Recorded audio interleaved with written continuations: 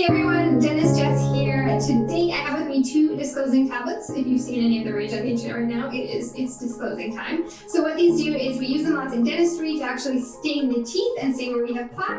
So what I'm going to do today is I'm going to try them, we're going to juice them up, and then I'm going to use my electric toothbrush to see how well it can remove plaque. Okay, I have these tablets. So this is before. So it doesn't look like any plaque, but it's disclosing time.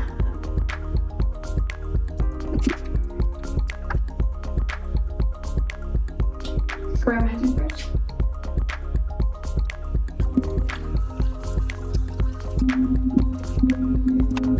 All right, I just finished brushing, so let's see how we did.